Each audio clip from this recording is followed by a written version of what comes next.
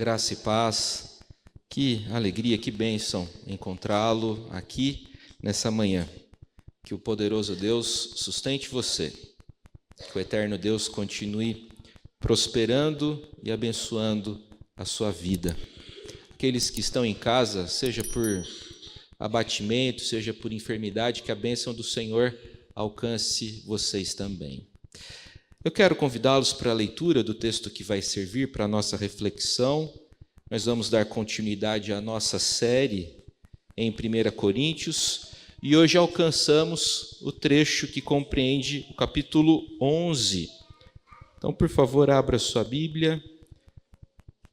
No Novo Testamento, primeira epístola de Paulo aos Coríntios, capítulo 11, nós vamos ler a partir do versículo de número 17.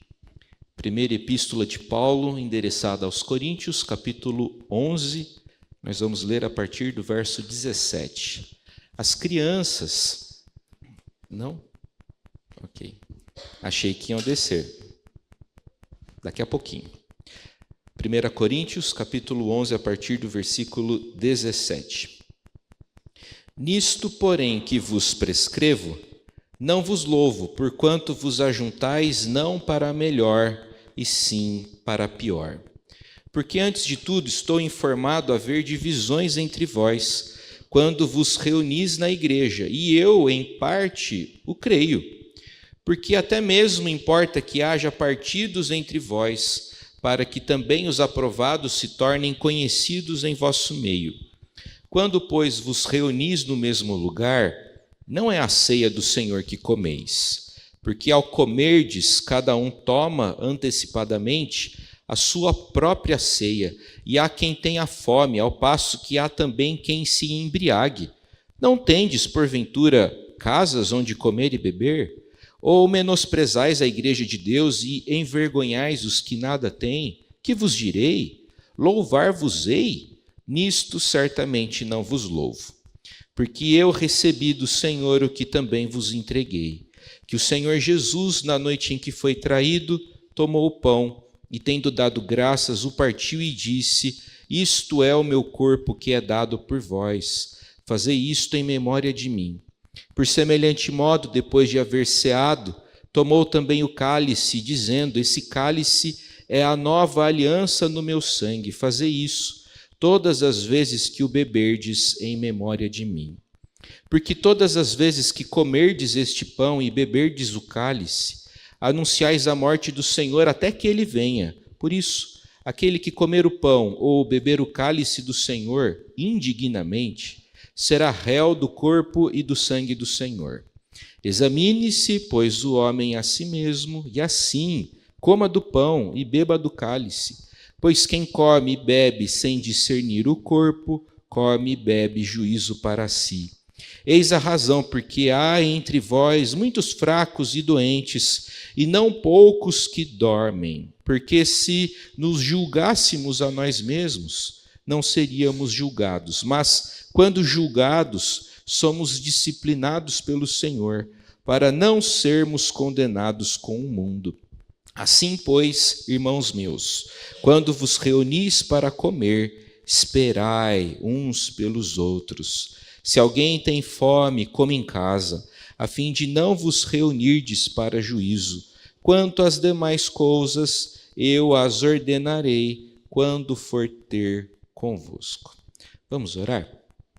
Pai querido, muito obrigado pela tua palavra, que é lâmpada para os nossos pés, luz para os nossos caminhos. Como o salmista no passado, nós rogamos para que o Senhor desvende os nossos olhos, a fim de que possamos contemplar as maravilhas da tua lei. Nos abençoe, nos sustente, nos habilite nesse momento, a fim de que possamos ouvi-lo, a fim de que a tua palavra possa falar ao nosso coração. É a nossa prece, é a nossa súplica, é a nossa oração, em nome do Senhor Jesus. Amém.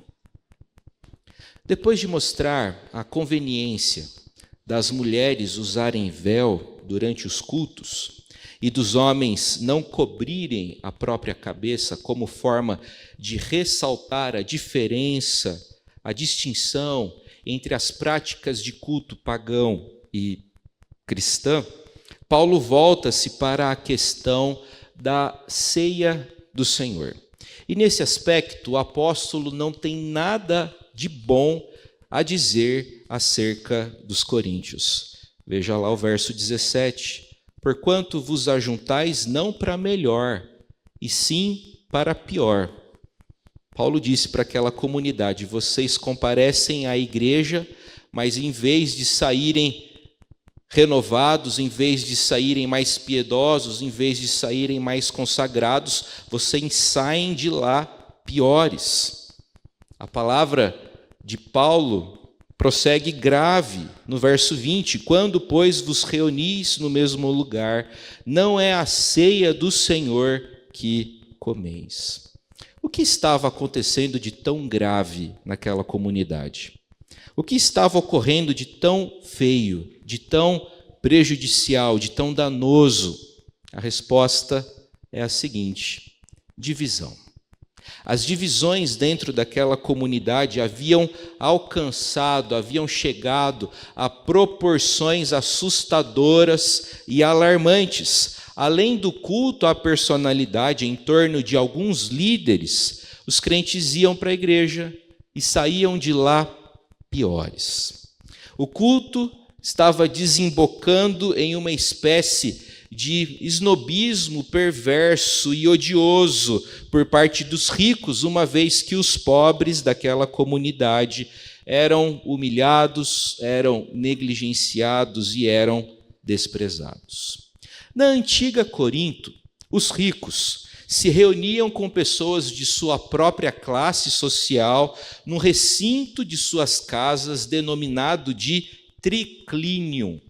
O triclínio era um ambiente amplo, um ambiente arejado, um ambiente confortável, mobiliado. As pessoas que frequentavam esse ambiente, o triclínio, se reclinavam para comer, ao passo que escravos e beneficiários se reuniam no chamado átrium, onde comiam em pé quando tinham o que comer, ou, na melhor das hipóteses, sentados em um espaço bastante apertado.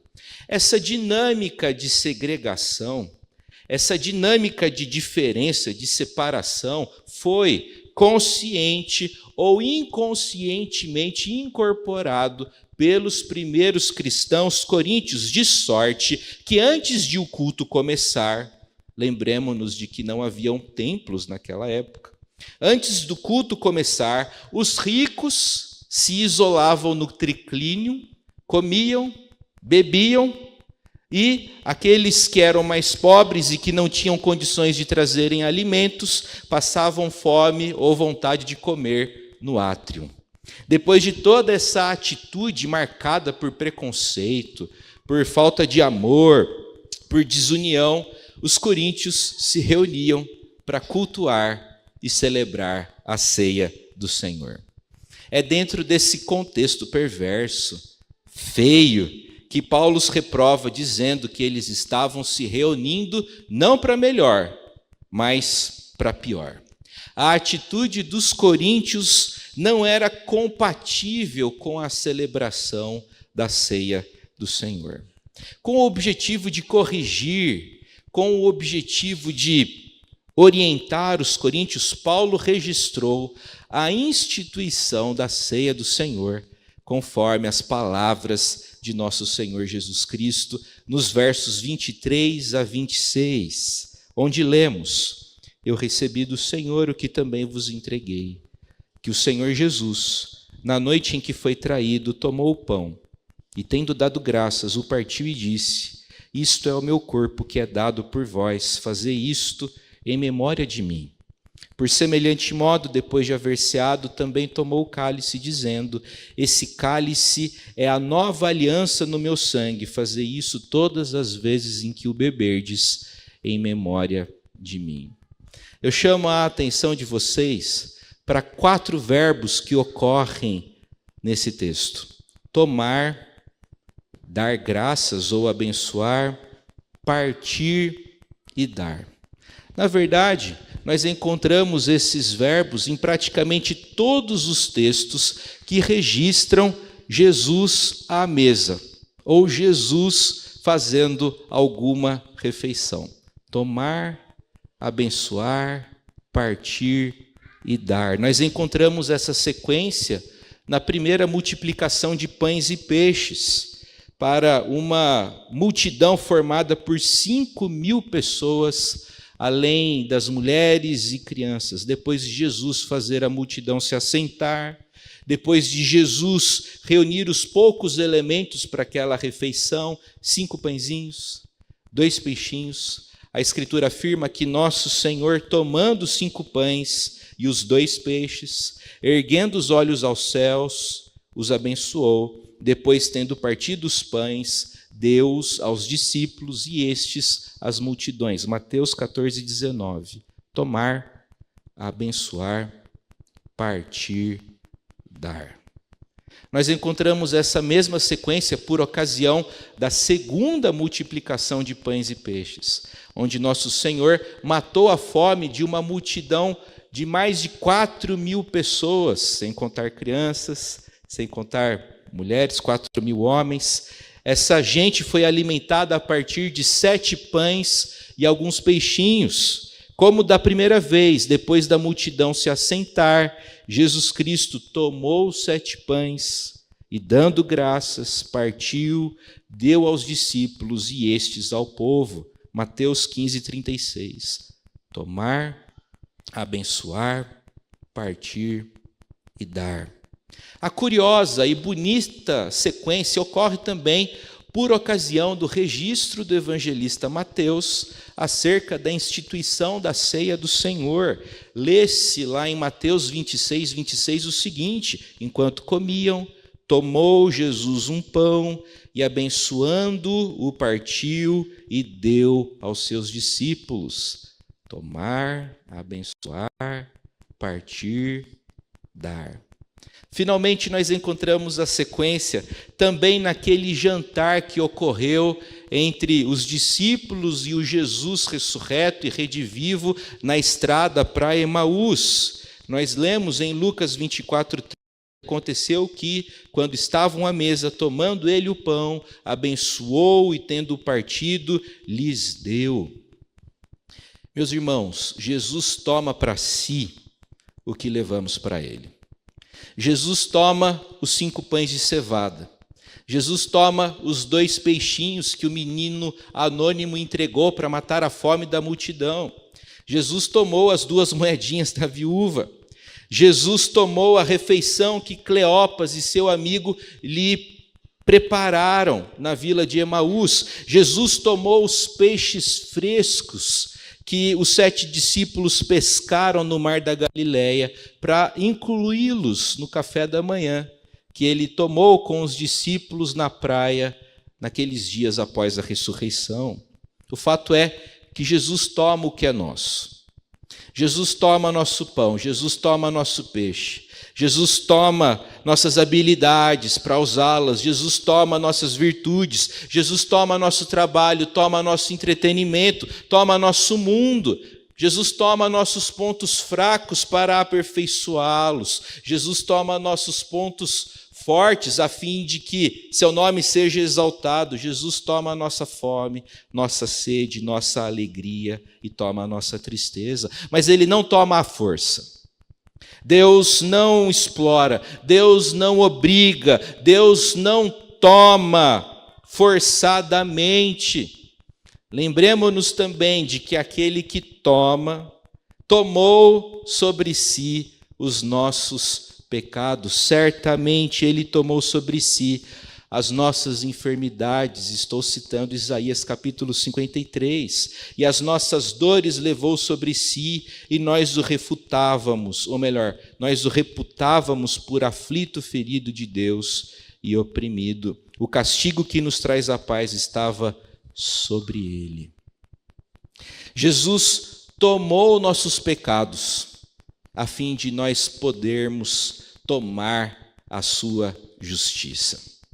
Jesus tomou nossos pecados para nós tomarmos a sua justiça. A salvação não pode ser comprada por boas ações, pelo cultivo de bons hábitos. A salvação foi comprada para nós e por nós, pela segunda pessoa da Trindade, por Jesus Cristo, que viveu e morreu por nós e que na cruz reivindicou nossos pecados para si, a fim de que nós, pela fé nele, possamos reivindicar a justiça dele para nós.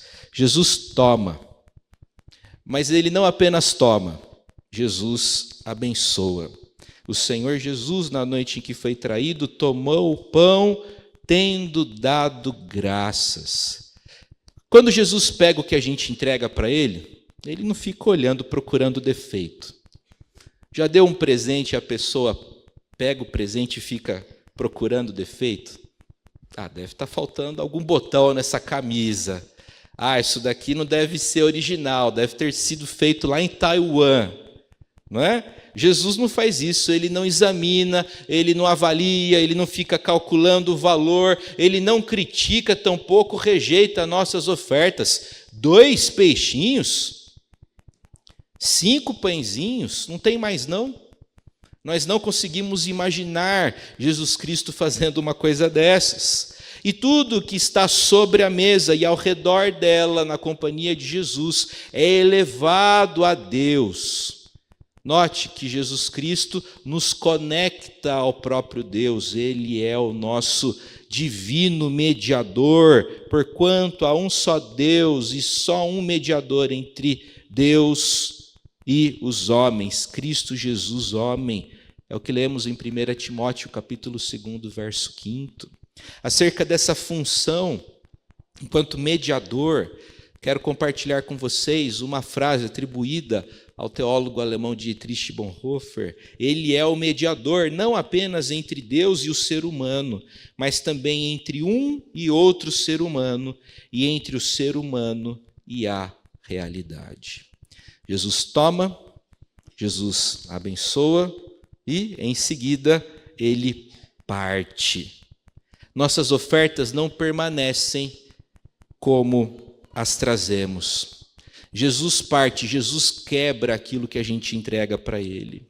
E nós vemos esse quebrantamento primeiramente no próprio Senhor Jesus, que foi moído em virtude dos nossos pecados e transgressões. E agora precisamos e devemos ver esse quebrantamento também em nós. Afinal de contas, nós precisamos de quebrantamento, nós precisamos de contrição. A partir dessa ideia de que Jesus quebra, a partir dessa ideia de que Jesus parte, é impossível entender nossa participação na salvação como uma vida de serenidade imperturbada, sem sofrimento, uma vida protegida das aflições, privilegiada, isenta de dor, isenta de humilhação, isenta de rejeição. Essas coisas acontecem e vão acontecer em nossas vidas. E finalmente, depois de tomar, depois de abençoar, depois de partir, o que Jesus faz? Ele dá. Aquilo que a gente entrega para Jesus, ele devolve. Não da mesma forma. O pão que a gente entrega é devolvido na forma de pão consagrado. O que a gente entrega para Jesus volta transformado e volta com abundância. Os 5 pães se transformaram em cestos. O Senhor promove esse tipo de coisa. Ele transforma, ele multiplica, ele abençoa. A transformação ocorre à mesa, enquanto comemos o pão e bebemos o sangue consagrados de Jesus. A ceia do Senhor, o sacramento da ceia do Senhor, recorda-nos do fato de que antes de fazermos qualquer coisa, o Senhor já fez tudo para a nossa salvação e reconciliação. A ceia, a Eucaristia, coloca Jesus no seu lugar, derramando o seu sangue para a nossa salvação e redenção. Ao mesmo tempo, a ceia nos coloca no nosso lugar. E o nosso lugar é de gente que se prostra diante do Senhor e que estende as mãos a fim de receber salvação e bênção.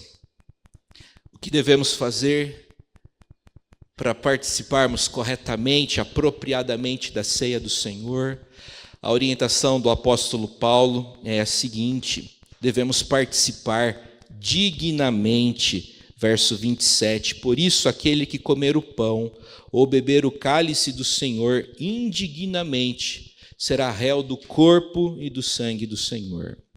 O que é participar dignamente? João Calvino costumava afirmar que participar da ceia de forma digna é ter consciência da própria indignidade. Participar da ceia de forma digna é ter consciência da própria indignidade. É saber que a gente pode comer o pão e beber o vinho, não porque a gente merece, não porque a gente fez por onde, não porque a gente obedeceu a uma série de preceitos, mas simplesmente pelo fato de que nós cremos e recebemos salvação da parte do Senhor Jesus. Participar de modo digno é ter a consciência da própria indignidade. O apóstolo Paulo também orienta que nós devemos nos examinar, verso 28. Examine-se, pois, o homem a si mesmo, e assim coma do pão e beba do cálice. Examine-se e coma. O apóstolo Paulo não escreveu: examine-se e se abstenha. Examine-se e se discipline. Examine-se e saia do recinto. Não, você não deve fugir da ceia por causa do pecado. O contrário deve acontecer. Você deve fugir do pecado por conta da ceia. A ceia é uma oportunidade para nós nos reconciliarmos com o Senhor. A ceia é instrumento de restauração, de cura, de recomeço e de perdão. Examine-se e coma. Examine-se e firme o compromisso de melhorar. Examine-se e firme o compromisso de romper com o pecado e participe do sacramento da ceia do Senhor. Também é preciso empregarmos discernimento, verso 29. Quem come e bebe sem discernir o corpo, come e bebe juízo para si. Discernir o quê? O corpo. Que corpo? Paulo trata aqui sobre dois corpos. O primeiro é o corpo físico de Cristo, o corpo que foi moído e traspassado na cruz. Contudo, há outro corpo que precisa ser discernido. Trata-se do corpo místico de Cristo, a igreja. Quando você vem para a igreja para participar da ceia, mas despreza seu irmão, mas faz acepção de pessoas ou nutre mágoa em seu coração, você não vai participar de modo digno da ceia do Senhor. É preciso romper com tudo isso. É preciso romper com o pecado. E é preciso entregar-se inteiramente ao Senhor. Quando o apóstolo Paulo deu instruções para a comunidade de Corinto a respeito da maneira correta de celebrar a ceia do Senhor, ele queria comunicar a ideia de que a ceia é um lembrete frequente do conteúdo da fé cristã. Por meio do partir do pão e do derramar do vinho, Cristo lembra seus seguidores como a vida deles deve imitar sua abnegação. Não é à toa que o pão é partido, não é à toa que o vinho é derramado.